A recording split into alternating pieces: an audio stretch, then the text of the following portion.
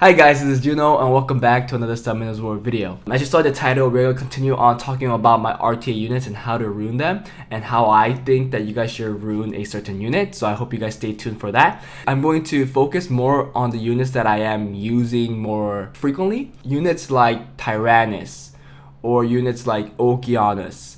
Units like Sierra, although I did use Sierra frequently in the beginning of the season, I am not using it anymore. These days, my first pick is the Lulu, and then I try to drift from that. And Lulu is a great healer, OP healer, so seeing how many people are choosing Mo Long first pick these days in this season, Lulu is a great pick due to the amount of heals that he brings into the game. But anyways, today we're going to be talking about Antares, and my Antares I'm very proud of. I like how my Antares is built. I'm really happy with the runes I gave him, and I think that I can't, for right now at least, or for a couple months, will not be able to upgrade his runes because I think it's really efficient. That's enough of me being so proud of my runes. Let's get into the video and see how we rune Antares. Before we get right into the video though, it'll be great if you guys enjoy these kind of videos. Just give me a like and make that like button blue so that this video could be exposed to more viewers out there.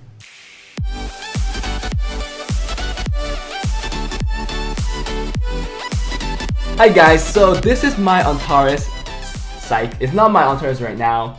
This is my Antares outside of RTA. He's currently on a HP defense attack build, I believe. HP, and defense build.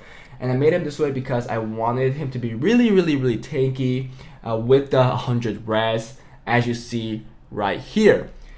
He is being used in my arena defense. And with him, I am getting a very high defense rate. Obviously, it's not just because of him, it's because of the other units that are helping him. So if you guys are interested in my arena defense, please put it in the comment below and I'll be showcasing that. But yeah, back into RTA, I climbed up to C3 and we are in the 1.9 percentile, 62.5% win rate. So the win rate is pretty nice. So this is Antares, right? And right now you only see the stats with the artifacts because I tick off the runes.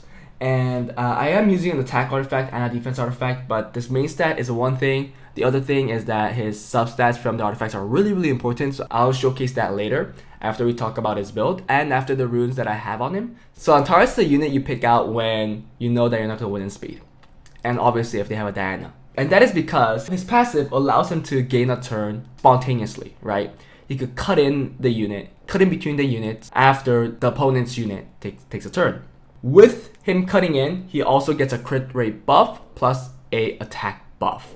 So knowing that, there's a couple things that we know. He does not need speed, because if you're only looking for the spontaneous proc, then you don't have to give him any speed because theoretically he could steal a turn anytime. Really, it's based on RNG. It's 15%, but then that percentage goes up as the opponent takes more and more turns until you take a turn and then it'll reset. So if you believe the RNG is on your side, you really just have to not care about speed at all, like I did. I did not care about speed. My Antares is around plus 50 speed, and I know that there's some people that give him like plus 90 speed, so even without the proc, he still takes a turn. And I think that is a good build. However, with my runes, with my priorities, I did not prioritize speed, so I was not able to get a fast enough speed where he could easily take a turn after the opponent's move. My first thing that I focused on with the Antares was HP. So for me, I believe that Antares needs to have at least 30k HP. So I focused on that because there's so many Molongs coming out these days, and then there's so many follow-ups after the Molong, and knowing that my Antares is not on will, I needed to make sure that it could survive like a big nuke and the follow-up after that, after a proc. It's really hard to survive a Molong nuke and then a cocky nuke that comes right after. Most cases, your Antares is dead in that scenario. However, if your Antares procs after the Molong moves, he could use skill 2 and heal back a good chunk of HP and then survive the cocky nuke. Theoretically, if your Antares is tanky enough. So knowing that, I gave my Antares at least plus 20k HP to get 30k HP. So keep that in mind. The second thing I focused on was the crit rate. But Did I focus it to have like 70? No. 60? No. I just focused to have a little higher than 50%. I think 50% was fine. I think mine's around like 58%. But really, if he gets the proc, he'll gain 30% crit rate, and that will make him like 85 to 88, between 85 to 90 crit rate. And I think that was going to be enough for him to dish out the damage. There are certain cases where he was able to take a turn without those procs, and I did see that in those cases he will not crit most of the time, but I was okay with that because I did give him some artifacts that do damage based off of certain stats, so he still does a good amount of damage. Nothing crazy, but he still does damage, and that's what I really cared for. And if he does get those lucky procs and gets that crit rate buff and then crits, he does a lot of damage still. So I was happy with the 50% crit rate. It's really up to you how much you prioritize crit rate, but for me 50% was enough and I went with that. Instead I focused on the other stats. Crit damage was I think a little higher than around like 130 to 150, and I was okay with that. Really didn't really care about that much either, because the stuff I cared about was HP, attack, defense. So these main three stats were the things that I focused on the most. And then number 4 is the resistance. I really focused on resistance. I wanted 100 res on Antares if I could get one on Despair Revenge, because that is the build that I believe that Antares should be on. If you still want resistance, I think Despair Endure is okay too. And for some people, if you guys want to go, you guys could go Despair Will. There are different priorities on your stats depending on how you want to build Antares. For me, it was Despair Revenge. That's why I focused a little more on resistance, due to the fact that he did not have will and it was easy for him to get targeted if the opponent moves first. And for me, most of the time, the opponent moves first. So yeah, for me, it was HP, attack, defense. I wanted a lot of stats in these 3 main stats, and then crit rate, crit damage, and resistance, and accuracy was also a plus because he does absorb attack bar on skill 2. And on skill 1, I believe he lands a slow, which is also pretty crucial in RTA. Speed is everything, right? So this is my Antares right now on Despair Revenge. As you can see that I do have plus 20k HP, and with it all together, it's a little higher than 30k HP, which is the minimum I was okay with, and I got it. Attack, I wanted at least plus 1000 for him to do a lot of damage. You know, even if he doesn't crit, if you have a lot of attack, he will still do damage. Obviously, if he gets the crit, he does more damage, but still, attack is always great because he is a damage dealer. Get it as high as possible if you can without sacrificing too much HP, defense, crit rate, crit damage, and so on and so forth, whatever stat you prioritize. His defense is plus 500, which is 400 lower than the arena defense on Antares, but that is fine because this guy is actually on crit damage, as you see right here. He is on crit damage, and I believe this is pretty efficient. I want to get legend grinds here and grind this out. However, it looks like I do not have the grind yet, but we see here that he could be much better.